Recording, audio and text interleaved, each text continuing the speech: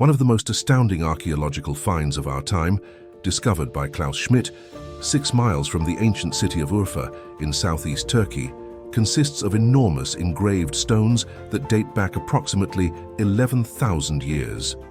These stones were skillfully organized by prehistoric humans who had not yet created metal tools or even pottery. The megaliths are about 6,000 years older than Stonehenge. Göbekli Tepe is the location, and Schmidt, a German archaeologist who has worked here for over 10 years, is certain that this is the location of the oldest temple in the world. Guten Morgen, he greets me as his van arrives at my Urfa hotel at 5:20 a.m. After 30 minutes, the van pulls up beside some barbed wire at the base of a grassy slope. We trail a group of laborers up the hill to the primary excavation site, which are rectangular pits covered in a corrugated steel roof. Standing stones, sometimes known as pillars, are set in circles inside the pits. There are 4 further rings of partially excavated pillars on the hillside beyond. The design of each ring is essentially the same. 2 massive T-shaped stone pillars in the center are surrounded by slightly smaller stones that face inward. According to Schmidt, the highest pillars are 16 feet tall and weigh between 7 and 10 tons. We stroll around them, and I notice that some are empty, while others have intricate carvings of foxes, lions, scorpions, and vultures, all of which are twisting and writhing on the broad sides of the pillars. Schmidt gestures at the enormous stone rings, one measuring 65 feet in diameter. This is the first human-built holy place, he continues. We have a 360-degree view of the valley from our vantage point, which is 1,000 feet above the ground. Schmidt, 53, invites me to picture the scene 11,000 years ago, before generations of intensive farming and settlement transformed it into the almost featureless brown wasteland of today.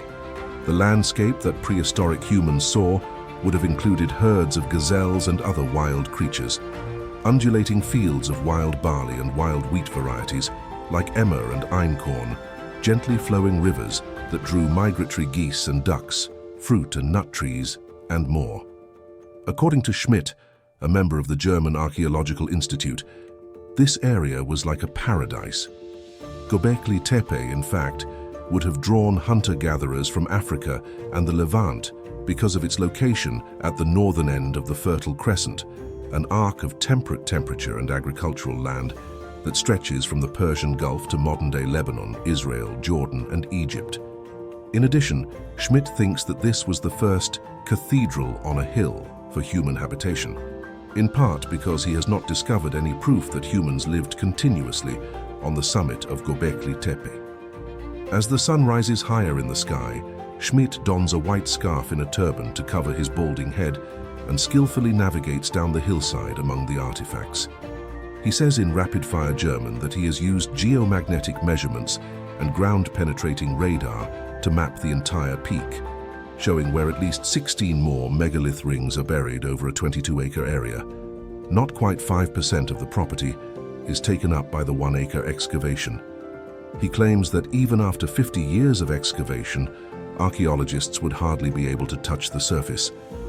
In the 1960s, anthropologists from Istanbul University and the University of Chicago initially investigated and disregarded Göbekli Tepe.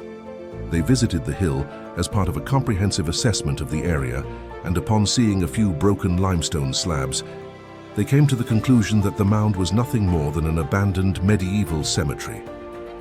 Schmidt was conducting his own assessment of the area's prehistoric sites in 1994.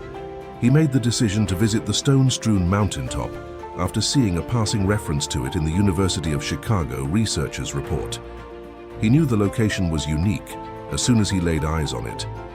Göbekli Tepe, which means belly hill in Turkish, is 50 feet above the surrounding terrain and has a softly rounded top in contrast to the bleak plateaus nearby.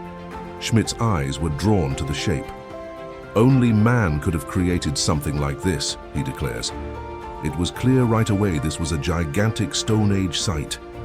Suddenly, the fragments of limestone that the surveyors had previously misidentified as gravestones gained a new significance.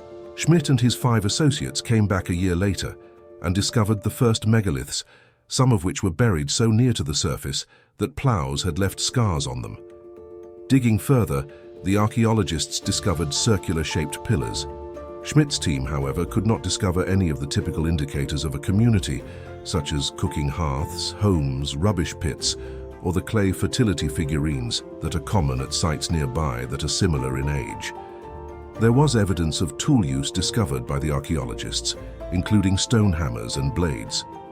Schmidt and colleagues also believe that the stone constructions at Göbekli Tepe are the same age, because those artifacts closely mirror those from other neighboring sites that have previously been carbon dated to approximately 9000 BC. Schmidt's limited carbon dating at the location supports this conclusion. Schmidt believes that the rocky, sloping terrain of Göbekli Tepe is a stonecutter's paradise. Prehistoric masons using flint tools may have chipped away at softer limestone outcrops, even in the absence of metal chisels or hammers. They could have then shaped the outcrops into pillars on the spot, carried them a few hundred yards to the peak, and raised them upright. Schmidt claims that after the stone rings were completed, the prehistoric builders covered them with earth. They eventually positioned a second ring next to or above the first one. These strata formed the hilltop over millennia. These days, Schmidt manages a group of over a dozen German archaeologists, 50 local workers, and a constant stream of eager pupils. He usually spends 2 months in the spring and 2 months in the fall excavating at the location. In the summer, it can get up to 115 degrees, making digging impossible. In the winter, there is an abundance of rain. He purchased a typical Ottoman home with a courtyard in the almost half-million-person city of Urfa in 1995 to use as his operational base. A bespectacled Belgian man is seated in front of a mound of bones at one end of a long table on the day I visit. Joris Peters is an expert in the study of animal remains. He is an archaeozoologist at Munich's Ludwig Maximilian University. He has studied around 100,000 Göbekli Tepe bone fragments since 1998. Frequently, Peters has discovered splintered edges and cut marks on them, indicating that the animals they originated from were killed and prepared. The best indication of the lifestyle of the people who built Göbekli Tepe is found in the bones, which are kept in numerous plastic containers stacked in a storage of the home.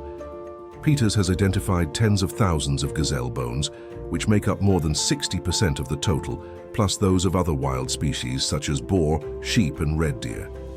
In addition, he has discovered the bones of 12 different species of birds, including geese, vultures, cranes, and ducks. We processed 15,000 pieces of animal bone in the first year, all of which were wild. We could see that we were working with a hunter-gatherer site, according to Peters. It's been the same every year since. The many remains of untamed game suggest that the locals had not yet cultivated or tamed animals. However, according to Peters and Schmidt, the environment that contained the resources for farming was about to bring about a significant change in the way of life for the builders of Göbekli Tepe. They had wild sheep, wild grains that could be domesticated, and the people with the potential to do it, said Schmidt. In reality, studies conducted at other sites in the area have demonstrated that sheep, cattle, and pigs were corralled by inhabitants within a millennium of the building of Göbekli Tepe. Additionally, geneticists discovered evidence of the world's oldest cultivated wheat strains at a prehistoric settlement only 20 miles away. Radiocarbon dating suggests agriculture began there about 10,500 years ago, or barely 5 centuries after Göbekli Tepe was built. These new discoveries imply a novel view of civilization to Schmidt and others. For a considerable amount of time, scholars have held the belief that people could not build temples or sustain intricate social institutions until they mastered farming and formed communities. Schmidt, however, contends that it was actually the other way around. The massive, well-coordinated effort to construct the monoliths essentially created the conditions for the emergence of complex communities. The scale of the project at Göbekli Tepe supports that opinion. Schmidt claims that ragged bands of hunter-gatherers could not have constructed the monuments. It would have taken hundreds of laborers who would have needed food and housing to carve, erect, and bury rings of 7-ton stone pillars. Thus, about 10,000 years ago, permanent civilizations eventually began to appear in the region. According to Ian Hodder, an archaeologist from Stanford University who discovered Catalhoyuk, a prehistoric village located 300 miles away from Göbekli Tepe, this shows socio-cultural changes come first, agriculture comes later. You can make a good case this area is the real origin of complex Neolithic societies. Why did these prehistoric humans congregate to construct and bury the stone rings? The distance between us and the builders of Göbekli Tepe is nearly inconceivable. They did not talk to me, in fact, even though I was standing among the towering megaliths, eager to understand their significance. They were completely alien, brought there by individuals whose perspective of the world is beyond my comprehension. No sources exist to interpret the possible meaning of the symbols. Schmidt concurs.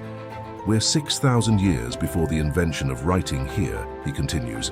In terms of time, there's more time between Göbekli Tepe and the Sumerian clay tablets than from Sumer to today, notes Whitman College archaeologist Gary Rollofson, who is well versed in Schmidt's research. Trying to pick out symbolism from prehistoric context is an exercise in futility. Nevertheless, archaeologists have their theories, possibly proof of the insatiable human need to explain the incomprehensible. Researchers argue against its usage as a village or even as a gathering place for clan leaders, given the startling absence of evidence that humans lived there. The fact that frightening animals like lions, spiders, snakes, and scorpions predominate the pillar sculptures at Göbekli Tepe rather than food-producing animals like deer and cattle fascinates Hodder. It's a scary, fantastic world of nasty-looking beasts, he thinks.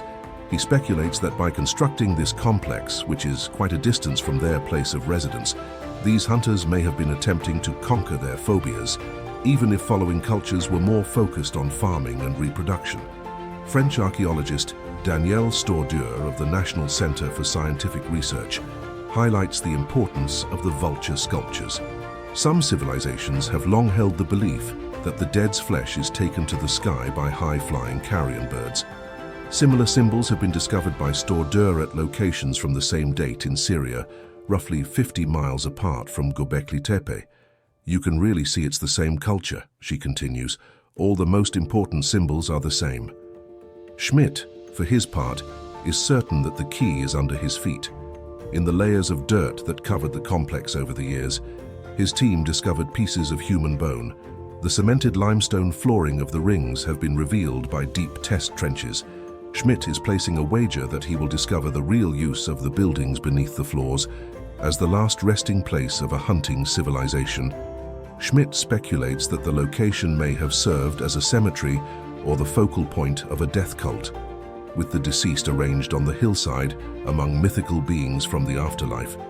If so, the placement of Göbekli Tepe was not coincidental. Schmidt remarks, "From here the dead are looking out at the ideal view as the sun lingers over the partially submerged pillars. They're looking out over a hunter's dream,